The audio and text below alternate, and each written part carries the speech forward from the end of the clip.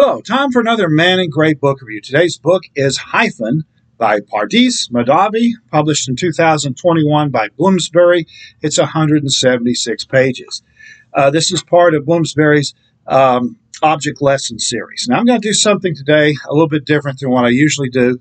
Usually, I'll hold up the book and just extemporaneously blovate about it for a few minutes. But today, I'm going to read to you a written review that I wrote of this book, about this book, when it came out in 2001. It's a short review, so just bear with me.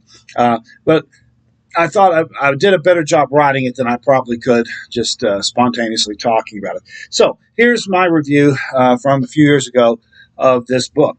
The Bloomsbury Object Lesson series is made up of short volumes on the cultural impact of everyday objects. While this series has been diverse in both its subject matter and authors, the books basically fall into two categories. Some titles, like the ones on golf balls, phone books, and cigarette lighters, present a straightforward history of the objects in question. Other authors use the object as a metaphor for whatever hobby horse they wish to opine about. For example, Kara Thompson's book on blankets was mainly about President Trump's immigration policies, while Jean-Michel Rabat's Rust spends many pages analyzing Victorian art critic John Ruskin's theory of colors. The latest volume in the series, Hyphen by Pardis Mahdavi, takes a hybrid approach. There are chapters about the invention and development of this oft-maligned punctuation mark. An interesting section details the controversy that erupted when the shorter Oxford Dictionary eliminated most hyphenated words. But the bulk of Hyphen concerns America's contradictory attitudes toward hyphenated Americans. We celebrate ethnic holidays like St. Patrick's Day, Cinco de Mayo, and Hanukkah, but the country's always harbored a xenophobic suspicion of any group that's not white and Protestant. There are also contradictions between hyphenated Americans themselves.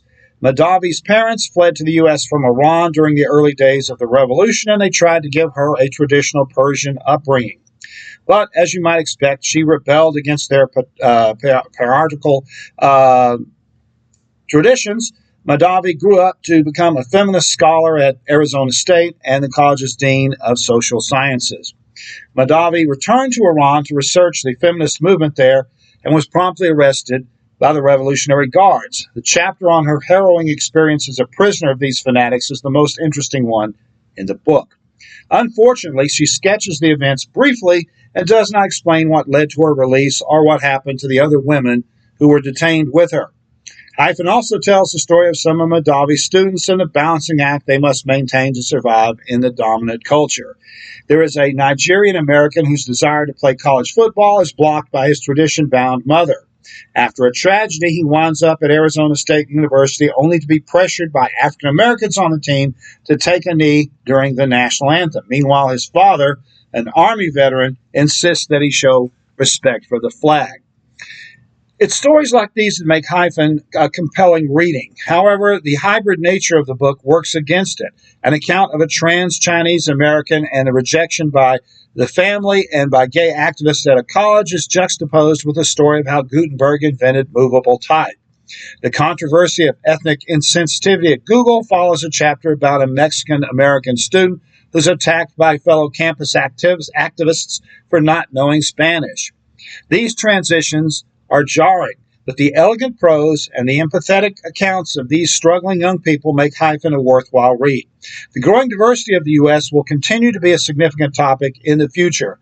Mahdavi's book, though brief, adds an important voice in the debate about our nation's demographic development. And so that was my review of this book, written, by the way, without the help of AI. Thank you very much. To summarize, it's an uneven book. The two parts don't really mesh very well. The history of movable type and hyphenating, and then the metaphorical section about hyphenated Americans. They really are like two different books sandwiched together. But parts of it are quite excellent, and it's certainly worth reading. And it's only 176 pages, so it's a brief book. So that's it. The book is Hyphen. The author is Pardis Mahdavi. This has been another Man in Gray book review. Thanks for watching.